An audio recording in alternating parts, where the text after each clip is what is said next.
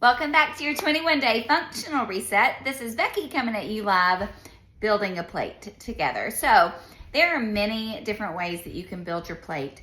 When I work with people, I just really focus on nutrition and color, even more so than the famous micronutrient breakdown, which is fat, carb, and protein.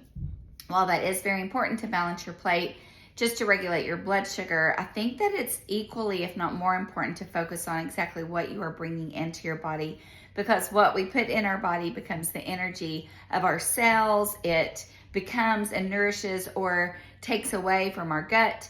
It impacts our brain health, etc. Our hormones, oh my word, our hormones. So let me just show you how when I build a plate, I am looking at my plate and like, okay, do I have all these things? I really do think this through. The number one is a phytonutrient.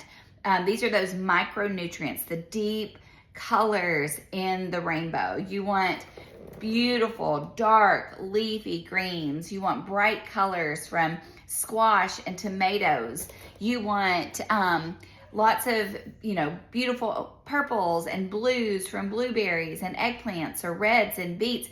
So you just want to look and think, where are my phytonutrients, okay? And a lot of these categories will cross over. Even just like a pasta or a soup with an organic red sauce or a tomato would count. So just think through, where are my phytonutrients? Where are those micronutrients? These are going to, it has rich antioxidants to fight cancer. Again, it's just going to give you the energy you need. And then moving on from there, I'm building my plate and I will put my protein. So this is my beef liver I made the other day. This is all I have cooked right now. Beef liver and pasteurized eggs. I buy this wild caught salmon from Costco. So these are just, of course, ways to get really healthy, lean proteins. But then again, if you're going to do a fattier meat, just make sure it's from like a grass-fed beef or a fatty fish. Next up would be omega-3s. This is where there's going to be some crossover. So recapping, we have phytonutrients, we have proteins, and now we're going omega-3s. Where are my omega-3s on my plate? This would come from your wild caught salmons. Sardines are an incredible source of omega-3s. You can also get these from chia seeds, from flax seeds. Walnuts are an incredible source of omega-3s. So I'm going to give a list of all these just so you have some options. Then we look at, where is my fiber? So my fiber is going to come from maybe a little half of a cup of a cooked lentil on your plate. You also get fiber from avocados or almonds. Of course, cruciferous vegetables. And I want to show you where I keep my cruciferous vegetables, because I will often put them in my smoothie. So I will buy fresh, organic or frozen, and then I keep my cruciferous vegetables in the freezer, so I can either throw these in a smoothie. And these are also my dandelion greens, or some beetroot. I never throw away my beetroot, so I'll put these in here for smoothies, or I'll just steam them with my supper. So any cruciferous vegetable is a great source of protein, of fiber. And so then I'm looking at my plate. I've got my phytonutrients, right? I've got my healthy source of protein. I've got my fiber. I have my omega-3. And why do we need omega-3? Let's talk about this for a second. Very important for brain health. We've got to have those omega-3s for our brain health and our heart health. That's the really common topic when it comes to omega-3s. But if you want to protect your brain, a healthy brain needs those omega-3 fats. And so it's really important to get those in your diet.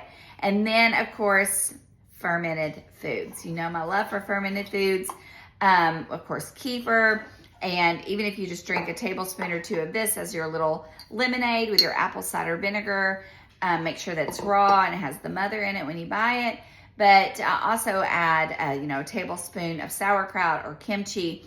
Also, miso is another fermented food. You can get tempeh. Is that how you say it? It's that sprouted, fermented soybean that a lot of vegetarians will eat, but I just cross all the paths. I love a good tofu, a good organic tofu. I love a tempeh, if that's how you say it. I've never heard it said. I just know that's that.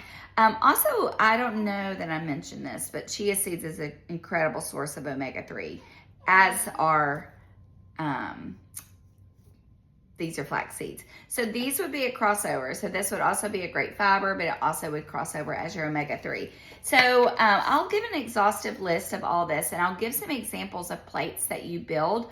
And so the reason that all of this is important is because you want to regulate your blood sugar with each meal. If you are starting with, a high pasta meal or a really sugary fruit, that's just going to spike your blood sugar, and you're going to be starving in about an hour, no matter what you eat, because you spiked your blood sugar really fast at the beginning. So I like to begin with my fat and my fiber when I'm eating, just to get my blood sugar kind of stabilized, so then I can incorporate, if I have a sweet potato on my plate for my phytonutrient, or even my lentils, even though they're packed with fiber. If you are, if you are newer to watching your plate for blood sugar regulation, and I could go into deeper on this, but not here, even a lentil can really spike your blood sugar. So it's good to get that fat in first to help stabilize, and then you can go ahead with your more starchy foods like your lentils or sweet potatoes. So that's how Becky builds a plate. It's not an exact science. There's, other philosophies out there, but this is how I do it, and that's how I clean it up for Cambodia and this functional reset. Okay, if you have questions, post below, but I'll also give some examples of all this too. Okay, bye.